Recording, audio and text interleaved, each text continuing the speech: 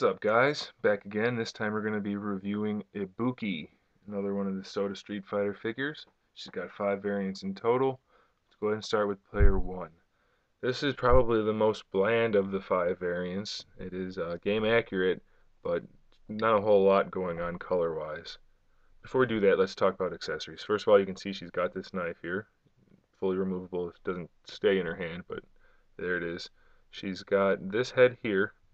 It's the only head she has, but she has different scarves. This one doesn't cover her face, as you can see. Zoom in up close.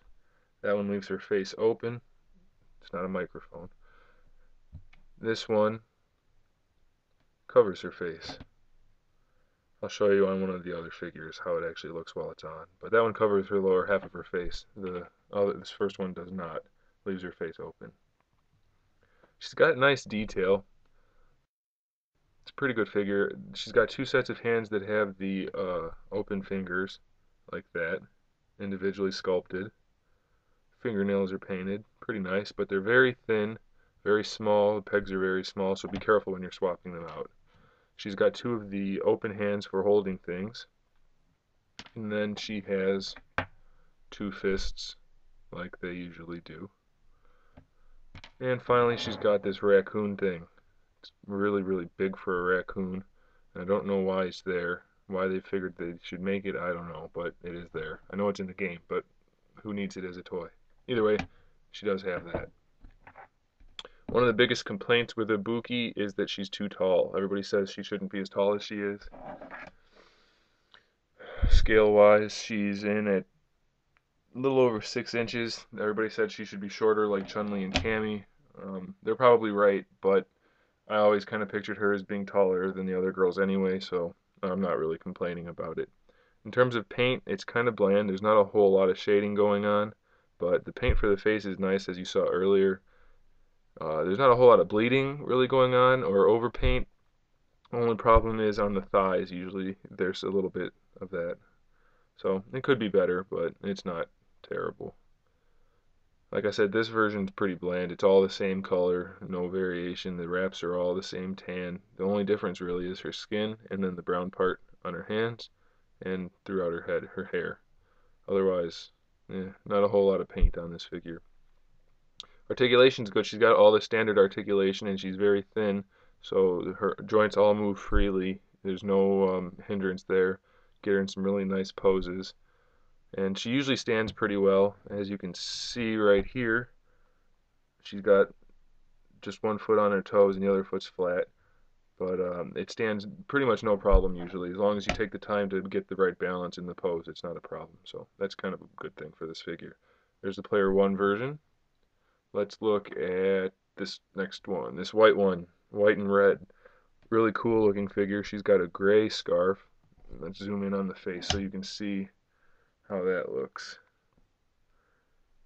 That's the scarf that goes up over the face. You can still move the head freely, but it does cover the face more, so it's kind of nice. Looks cool. All the wraps on her are red. Her belt is red, and there are red details on her shoulders. So white and red, and then a darker red for the gloves.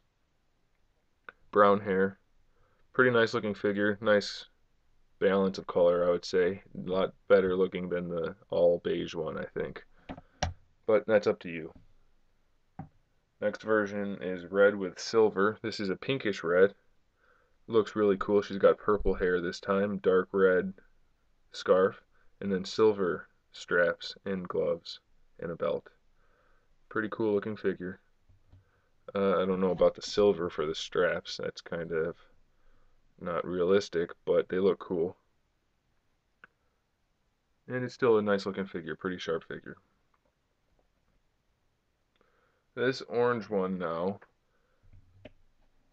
also kind of unrealistic, I suppose, since ninjas would not be orange and have bright orange hair.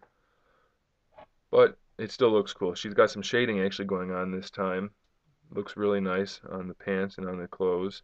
All white wraps and gloves, and then she's got the orange scarf and orange hair. Different orange for the hair, but still orange. Not my favorite, but still pretty cool looking.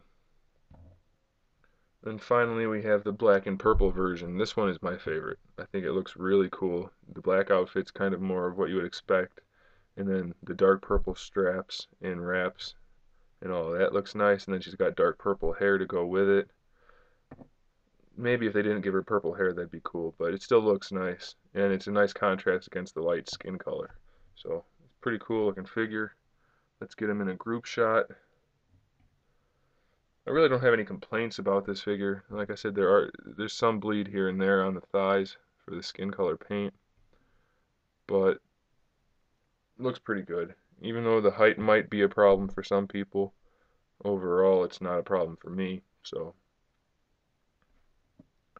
I suggest you pick up this figure. It's pretty cool. Nice articulation, nice sculpt, nice paint app overall, and it matches the other figures nicely. It looked really good in the collection. So don't hesitate, go pick one up, and keep an eye out for more reviews. I'll go shoot a couple more reviews. You guys watch a couple more reviews, and in the meantime, keep collecting.